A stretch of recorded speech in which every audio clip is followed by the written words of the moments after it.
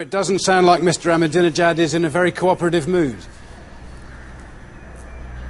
No, it doesn't. And there's very few speeches these days by the Iranian president where he doesn't talk about the dispute over Iran's nuclear program. Of course, this controversial program, the point of contention between Western powers and Iran, Washington and Western powers, convinced that Iran is going after a nuclear bomb. Iran claiming that no, this program is solely for peaceful purposes. Of course, a few months ago, there was a deal on the table drafted by the UN where there would be a fuel swap designed to ease tensions between the two sides. Iran rejected the deal over the past few weeks. There's been a lot of talk from Washington for tougher sanctions against Iran. President Mahmoud Ahmadinejad, in a speech a few minutes ago, criticized that talk about tougher sanctions against Iran.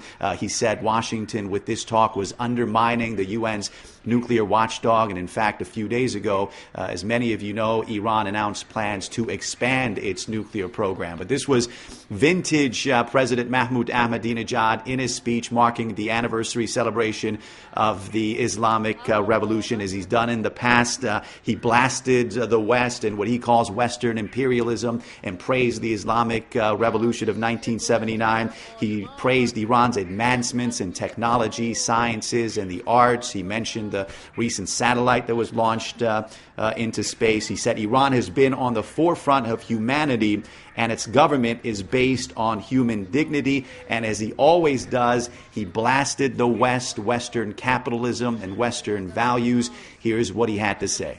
The Western hemisphere has reached a deadlock too, a theoretical deadlock in policy making, in politics, in economics, in the cultural realm, as well as in military fields. We can see how they're struggling right now. Now, with the grace of God, through the struggle of our nation, the Western wing of hegemony has come to its end, and God willing, in the very near future, this anti-human wing will also break. Was President Ahmadinejad criticizing the West, and as you saw in the pictures, huge crowds at Freedom Square, Don, listening to the president speak. Yeah, Reza, as you said, a vintage performance by President Ahmadinejad. But did he address the protests that we understand that are taking place on the streets of Tehran today? And just before you answer that, Reza, I should just bring everybody up to date about some of the reports we're hearing from Iran.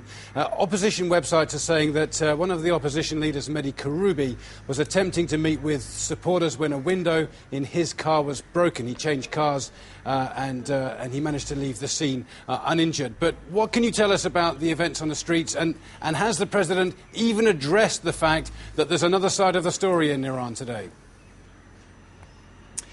Well, let's talk about the opposition movement and its supporters. There was a lot of buzz, a lot of anticipation that they would turn out en masse and there'd be a potentially explosive and violent face-off based on what we're seeing in the pictures. And keep in mind, these are pictures that are being broadcast from state-run media. So they're only going to focus on pictures that are obviously favorable to the government. But from what we've seen in these pictures and speaking to our sources who are at Freedom Square, there haven't been any clashes. The president's speech has gone on without any disruptions. In fact, in the crowd, we have heard chants of death to Karoubi, death to Mousavi, two of the opposition figures. But that does not mean that opposition supporters are not in the middle of the crowd. I was just speaking to one of our sources who is at Freedom Square, and he told me about some what appeared to be sarcastic comments from people within the crowd. And some of those comments were from people saying, we came for food, we came for sandwiches, we came for refreshments.